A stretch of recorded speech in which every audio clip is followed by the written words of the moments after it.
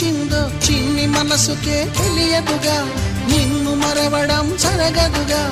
ఎందువల్ల నువ్వు కాదన్నావో ఎదురు ప్రశ్నలే వేయనుగా, ఎదురు చూపులే ఆపనుగా. ఏనాటికో ఒకనాటికి నీ ప్రేమ సాధిస్తా. నిన్ను చూడాలని ఉన్నా, నిన్ను చూడాలి